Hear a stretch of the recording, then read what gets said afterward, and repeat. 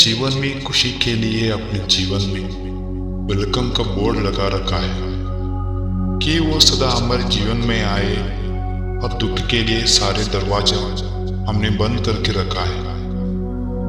फिर भी वो दुख हमारी पूरी सावधान करने के बाद भी बार बार हमारे जीवन में आता है।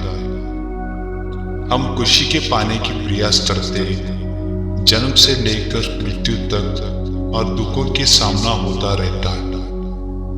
तो ऐसा क्यों होता है? ज्यादा हम विचार करते हैं या हम उस डायरेक्शन में नहीं जा रहे हैं? इस रास्ते पे, जिस मार्ग पे हमें खुशी और सुख मिले, क्योंकि जिस रास्ते पे हम चल रहे हैं मंजिल में भी हमें वही मिला है। हम ज्यादा विचार करें, सोचे कि हमारी खुशी के साधन क्या है। खुशी हमें कहाँ से मिलती है, कहाँ से प्राप्त करने की कोशिश करते हैं, हमारे खुशी के साधना क्या है। संसार की भौतिक सुख, संसार की पदार्थ से सुख, संसार के व्यक्तियों से सुख, संसार की परिस्थितियों से सुख और स्थानों से सुख।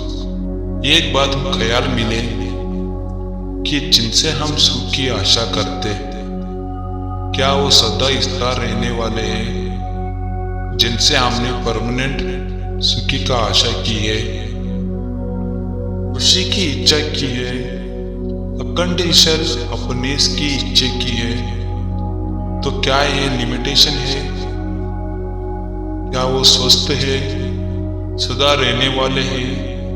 तो सबसे बड़ी भूल हमने कहा कि जिनकी सीमा है, जिनकी लिमिट है, वह हमने इच्छा रखी कि मैं सदा रहने वाला खुशी मिले, जो व्यक्ति वस्तु पदार्थ सदा तलम रहने वाले नहीं।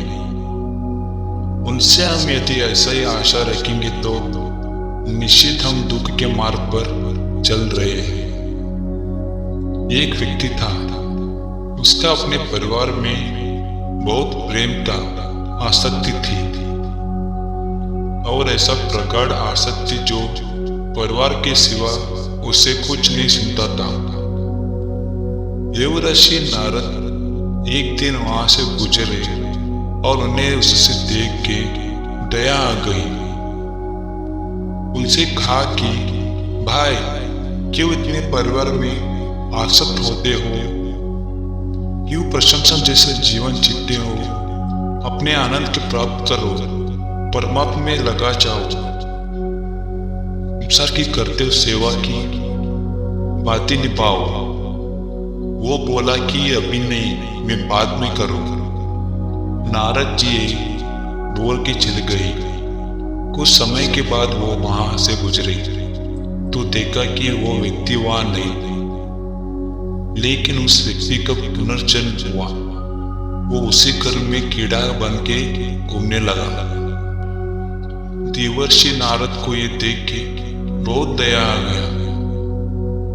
वो बोले कि भाई, तेरी ये दशा हो गई परिवार में आसक्ति रखने के कारण। तू इस देह की त्याग कर और भगवान की शरण ले। वो बोला कि नहीं, मैं सारे गर्वों के साथ रहना चाहता हूँ।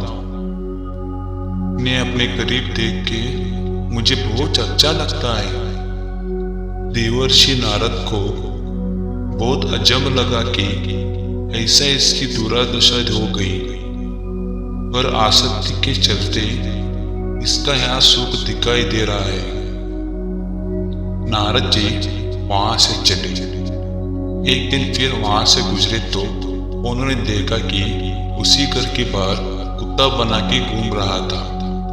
उन्होंने बहुत दया है। वो बोला कि भाई, तब तक यहाँ पड़े रहेंगे, थोड़े अपनी परिवार कामों। वो बोले, मुझे बहुत अच्छा लगता है, मैं इन्हें रोज करीब देखता हूँ और यहाँ मुझे खाना देते हैं। अपने घर के लोगों से बनाया हुआ खाना मैं खाता हूँ, मुझे बहुत अच्छा लगता है।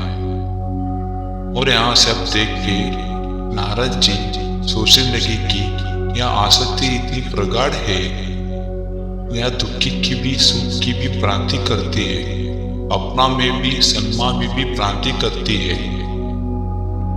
परिस्थिति में हम आसक्त हुए हैं, जिस परिवार में, जिस समाज में, उससे ऊपर उठकर हम सोच नहीं पाते कि व्यवस्था के सुख और खुशी का स्वरूप क्या हो सकता है। हमें लगता है मेरी खुशी का जो स्रोत है वो वही है मेरा परिवार, मेरा समाज। लेकिन ज्यादा सोचे क्या, वो सदा से क्या ये सदा रहने वाले हैं? क्योंकि क्या वो शाश्वत है? यदि नहीं तो उससे सदा मिलने की वाली खुशी हमें नहीं मिले तो हम सदा खुशी कैसे रहे?